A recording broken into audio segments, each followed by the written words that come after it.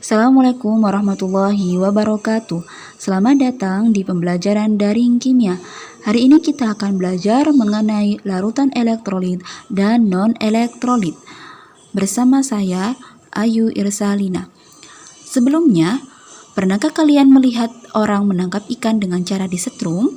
Seperti gambar di samping. Amati dan cermati secara seksama. Nah, kenapa ya kira-kira ikan menjadi lemas bahkan mati saat kawat yang dialiri arus listrik dimasukkan ke dalam air? Mari, ayo kita cari tahu. Sifat larutan berdasarkan daya hantar listriknya dibagi menjadi dua, yaitu larutan elektrolit dan larutan non-elektrolit. Larutan elektrolit terdiri dari larutan elektrolit kuat, larutan elektrolit lemah. Di sini contohnya NaCl, HCl, CH3COOH.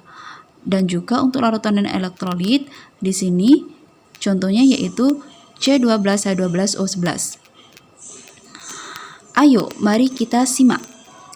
Alat uji coba yang digunakan yang pertama adalah baterai, penjepit buaya, lampu, styrofoam, cutter, spidol, lem tembak, dan elektroda.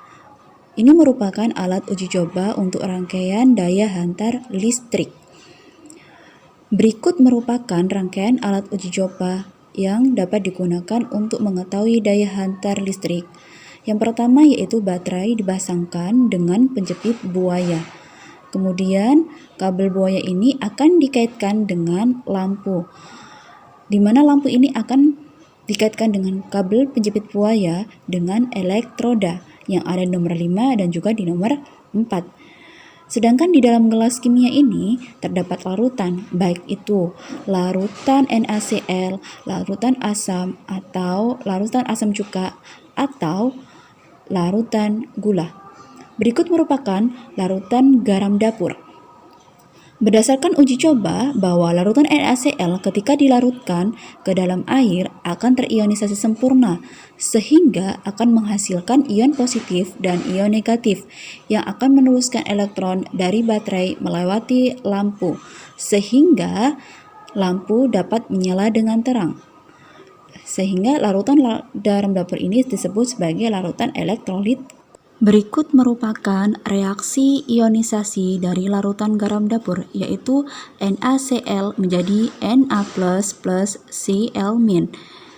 Uji coba selanjutnya yaitu uji coba larutan asam cuka. Pada percobaan kali ini, larutan asam cuka yang dilarutkan ke dalam air akan terionisasi sebagian, sehingga sebagian ion akan meneruskan elektron dari baterai melewati lampu. Lampu yang menyala yaitu redup, ditandai dengan gelembung-gelembung yang ada di sekitar elektroda. Reaksi yang ada yaitu CH3COOH menjadi CH++ CH3COO-. Untuk selanjutnya yaitu uji coba larutan gula.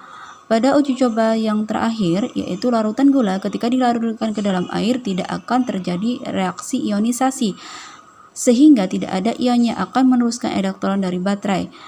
Dan nyala lampu yang dihasilkan yaitu tidak menyala karena molekulnya tetap menjadi molekul-molekulnya. Untuk gelembung yang dihasilkan di elektroda tidak ada sama sekali. Untuk rumusnya yaitu C12H22O11.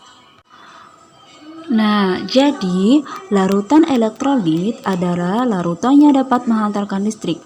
Dalam larutan elektrolit, molekulnya terurai atau terionisasi menjadi partikel bermuatan positif dan negatif. Sedangkan pada larutan non-elektrolit, yaitu larutan non-elektrolit adalah larutan yang tidak dapat menghantarkan listrik. Pada larutan non-elektrolit terdiri dari zat-zat yang terlarut dalam air namun tidak terjadi ionisasi. Zat non-elektrolit tetap seperti molekul yang tidak bermuatan listrik sehingga tidak mampu untuk menghantarkan listrik.